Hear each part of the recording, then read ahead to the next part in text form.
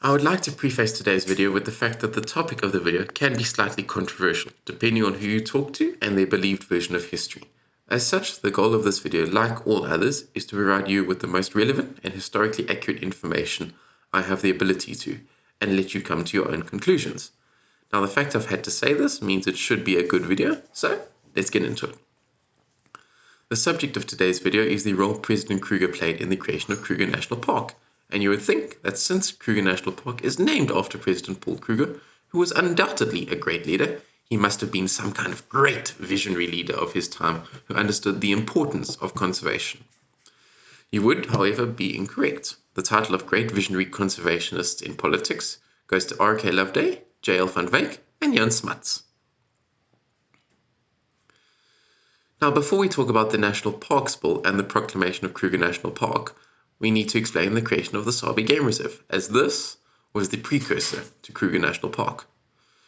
The Sabi Game Reserve was proclaimed by President Kruger in 1898, but the land had been identified and set aside as early as 1894. However, due to a lack of understanding of animal population and conservation, the idea of a protected area where nature could be nature for the sake of it, where no agriculture, hunting, or mining could take place, was seen as absurd, pointless, and wasteful, which is why the original attempt failed in 1894, literally being laughed off the floor of the Volksraad.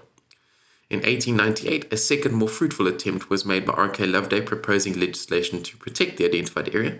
The motion was seconded by J.L. van Wyk and would get through the Volksraad or Parliament by the caveat that the purpose of the game reserve was to allow animal populations to recover before hunting would be reinstated and more controlled in the protected area.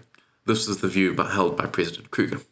Loveday would continue to pester Kruger once the legislation was passed until he proclaimed the game reserve in 1898. Even though it was not his idea, the fact that President Kruger even proclaimed the Sabi Game Reserve was enough for people to question both his character and ideas. What also didn't help was that President Kruger was battling powerful mining and agricultural groups who couldn't understand why this vast tract of pristine land was in their minds unused. Round about the same time, President Kruger and most of the Volksraad were still battling the fallout from the Salati railway scandal, which broke out in 1895 and revealed that the Transvaal government had spent £1 million on 120 kilometers of useless track in the middle of the bushveld. As such, their priorities were at the time have been elsewhere. Finally, the third issue was that no one department had a clear mandate to manage the park. As such, there was oversight from Department of Agriculture, Land Affairs, Native Affairs, and Interior Ministry, all of which had their own ideas on how the game reserve should function and be run. In the years that followed, the true visionaries of conservation would emerge, being our previously discussed James Stevenson Hamilton, T.J. Kleinberg, who would be the first to suggest unifying and nationalizing the Sabi and Xingweti game reserves in 1916, the legendary and slightly controversial Jan Smuts being the main political driving force, and strangely, the artist for the SA Railways Round and 9 tour, Stratford Caldecott. Together, Stevenson, Hamilton, Caldecott, and Smuts would be almost solely responsible for the creation of support needed to get the National Parks Bill and Kruger Park legislated, with assistance of the SA Railways Round and 9 tour, which included a stop at Sabi Bridge, once work on the Salati Railway was eventually completed. The Round and 9 tour would begin service in 1923 under the Rovers Rail banner. The same year, Jan Smuts would first propose legislation combining the Sabi and Xingweti game reserves by convincing the government to donate a triangular piece of land between the Olifants and Letaba River to create what would be known as the Transvaal Game Reserve, inspired by T.J. Kleinberg. Unfortunately, the first attempt would fail due to land companies that had lent Stevenson Hamilton their land couldn't agree with the government about fair compensation for their land, and the Minister of Native Affairs saw the land that the game reserve sat on as a marvelous opportunity for homeland settlements. The second issue would be resolved by Stevenson Hamilton inviting the then Minister of Native Affairs, Deneys Reitz, and some of his fellow ministers to take the Round and 9 tour and visit the game reserve to observe the beauty of nature and get a better understanding of the benefit of a game reserve.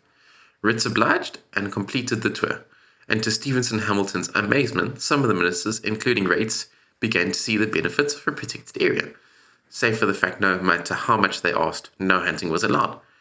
Reitz was also convinced by Stevenson Hamilton that a national park could form part of a new foundation to a new nationalist government strategy and nation identity. There was still, however, the issue of homeland settlements, which was solved by the Department of Native Affairs, taking a large chunk of land on the western boundary, which today includes Bushbuck Ridge and Acornhook, from the game reserve with Stevenson Hamilton's consent in exchange for supporting the idea of unifying the Shinweti and Sabi game reserves as a national park.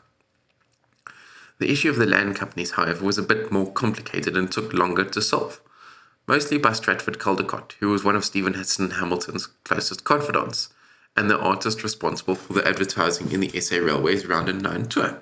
He would use his position and artwork for the Round and Nine tour, as well as an intricate knowledge of the game reserve and what a national park could look like, to drum up public support for the idea until the land companies were forced into agreement with the government in the form of Denace rates. As he promised Stevenson Hamilton, rather than go through expropriating process, which was a very real possibility, the proposed deal was simple: either get cash at the government's calculated value, or land of equivalent size or value outside the game reserves. The land companies obliged. Jan Smuts' idea of the Transvaal Game Reserve would, however, never come into effect, as Stevenson Hamilton and Stratford Caldecott took the opportunity they now had due to public support to create something much greater, a national park. The legislation to do so would be introduced to Parliament in the early 1926 by Piet Grobler, the Minister of Lands at the time, who took the project over from Denace rates and truly believed in the idea, but was also the great-grandnephew of President Paul Kruger. The legislation included continuing the land transfer agreement set up by rates, the creation of an independent apolitical body to manage the protected area, and the name of the first national park, Kruger National Park. The reasoning behind the name was simple. Paul Kruger was unlikely not to support the National Parks Bill, as it gave him a flagship monument that would continue his legacy and name for decades after he was out of politics, and the Volksraad had no reason to oppose it, as Kruger's party members had to agree with a bill that would honour their great and beloved leader, and the opposition, who were led by Jan Smuts, due to Smuts truly believing in the idea, were also in favour of it. As such, the National Parks Bill was passed, and Kruger National Park was officially proclaimed on the 31st of May 1926. So where does that leave us? Well, I think it is safe to come to the conclusion that whilst Kruger National Park would not have existed without President Kruger, the role he played is far less than what he is remembered for, simply because the park bears his name.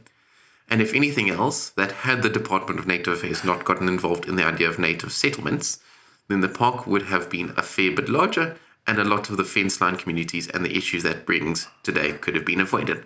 But that's just my thoughts. I leave you to make your own conclusions, and as always, ladies, gentlemen, and the beautiful Technicolor rainbow in between, I hope you learned something today, or at the very least, were entertained.